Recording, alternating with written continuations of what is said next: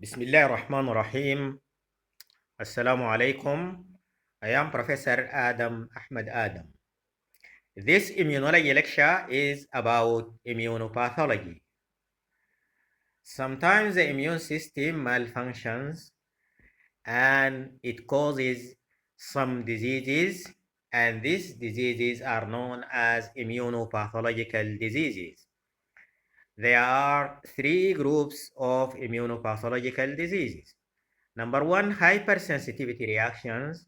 Number two, autoimmunity. And number three, immunodeficiency. And now we go to the hypersensitivity reactions. The hypersensitivity reaction is an exaggerated immune response, more than enough immune response. There are four types of hypersensitivity reactions. Type 1, known as anaphylaxis, and also known as immediate because it takes place in a short time, maybe few minutes to few hours. Type 2, known as cytotoxic, in which the cells are killed. Type 3, immune complex. Type 4, known as delayed, that it takes a longer time, maybe 48 to 72 hours to be clinically manifest, and also known as cell-mediated, and it is the only one which is mediated by cells, while from number 1 to number 3 are mediated by antibodies.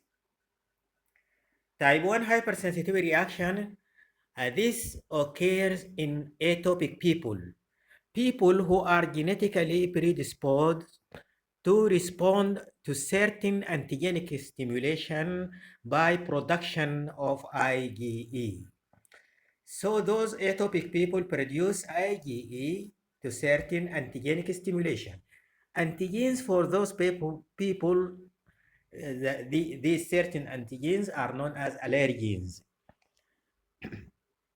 Allergens are not universal because a person may be allergic to substance A but not substance B.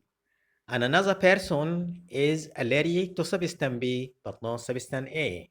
So it is person specific according to the genetic makeup. The steps of type 1 hypersensitivity reactions are two steps. The first step is sensitization step. Here, if the immune system is of those atopic people is exposed to an allergen, the result is IgE molecules, and these IgE molecules they fix to the mast cell with their Fc receptors. This is in primary stimulation, and now the patient is sensitized. The mast cell is containing vasoactive granules, which are rich in inflammatory mediators. Now the patient is sensitized, but not showing in any clinical manifestation. If this sensitized person is exposed for the second time or any coming occasion to the same allergen, the allergen will find the already existing IgE molecules, and then they catch the allergen, and the allergen will be caught by two adjacent IgE molecules, and this is known as cross-linkage. Such step will set into motion train of events that lead to degranulation of the granules in the mast cells, and they are released through the membrane to the blood. And now the patient can show clinical symptoms. This is the same. What are these? Granules are containing vasoactive amines, which are inflammatory mediators. So we are going to give some of them, and the list is not exhaustive, like histamine, 5-hydroxytryptamine, which is known as serotonin, long-acting substance of anaphylaxis, eosinophil chemotactic factor, prostaglandins, thromboxane, and kinin. The effect of this, they lead to extravasation of fluid from the intravascular compartment to the interstitial compartment, leading to edema, and there will be increased secretions, especially in the mucous membranes, nasal secretions, salivary secretions, tearing, and so on. And there will be redness of such mucous membranes and congestion. Also, there will be contraction of the smooth muscle in the respiratory bronchioles, leading to bronchospasm, and the patient will feel an asthmatic attack. Examples of type 1 hypersensitivity reaction: anaphylaxis, allergic bronchial asthma, allergic rhinitis, allergic conjunctivitis, food allergy, atopic eczema. You're going to find these diseases in your pathology lecture or even later in your clinical training. How to test for type 1 hypersensitivity reaction to the for diagnosis? You take the history, you will have a history and maybe family history as well, physical examination to see what is on, and then you do blood test to do eosinophil count, and then you can measure IgE level where it becomes high compared to the original state, and then you do skin testing for allergen. So you inject very small amount of sterile extract of different allergens, and then you see the reaction.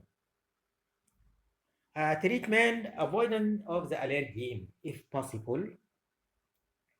And then you can do symptomatic treatment like nasal wash through your mucus. You can give antihistamines or antihistamine to stop the effect of radioactive amines, including histamine. And then you can give corticosteroid to suppress the uh, inflammation. Prognosis, that is the outcome. Some people, especially children, may grow out of this disease when they become adult. So they grow out of the allergy as the immune system becomes less sensitive to the allergy. Type 2 hypersensitivity reaction is known as cytotoxic, and in it a body cell or a blood cell is killed. So cyto means cell, toxic to the cell. At the end, the cell will be killed. Here, this is type of autoimmunity. The antigen is either a body cell, a tissue cell, or a blood cell, and autoantibodies are created. They are fixed to these cells constituting the antigens, and the complement will be fixed. After fixation of the complement, the cell will die. So if a blood cell, there will be hemolysis, red blood cells or platelets, or other cell like heart cell, they can be killed. So the example, destructive like rheumatic heart disease, autoimmune hemolytic anemia, autoimmune thrombocytopenic purpura. But strange enough, sometimes the stimulated cell will not be killed. It's going to be hyperactive like the Graves' disease. So the thyroid gland will be hyperactive. Immune complex. Here there will be, for a reason or another, there will be excess antigen antibody complexes. And normally excess antigen antibody complexes will be removed by the phagocytics system. So if a person is bitten by a snake or stung by scorpion, these animals they inject poison into the blood so as to stop the bad effect or the dangerous effect of this poison. You give anti poison or anti venom. They are antibodies. So when you inject them anti snake venom or anti scorpion venom, these antibodies of IgG or IgM type, they combine with the toxin, leading to abolishment of its effect, but the complexes will be there circulating in the blood, and they are so much where the phagocytic system is unable to get rid of them in the required time. Uh, so they circulate in the blood and they may settle somewhere, maybe in the kidneys, leading to glomerulonephritis. And this is also common seen in post-skin infection to by Streptococcus pyogenes, post-streptococcal glomerulonephritis. And this is an example. Serum sickness when the disease is generalized, and Arthur's reaction when the disease is localized. Type 4 hypersensitivity reaction, this is the only one which is cell mediated, and it is mediated via cells like the cytotoxic T cell, the activated macrophages, and this is done by secretion of cytokines like interleukin 2, interferon, gamma, and tumor necrosis factor. It manifests clinically in a duration of 48 to 72 hours, and and they will be at the site of infection. There will be edema due to extravasation of fluid from the intravascular compartment to the interstitial compartment, and there will be recruitment of mononuclear cells.